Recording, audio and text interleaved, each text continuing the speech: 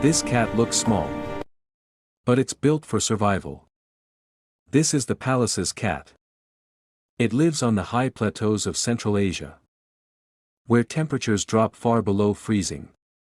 Its fur is the longest and densest of any cat.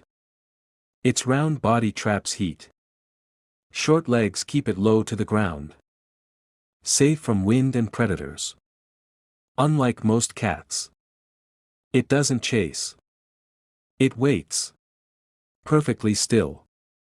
Pallas's cat isn't fast. It's patient. In a world that rewards speed, what else survives by slowing down? Please like and subscribe.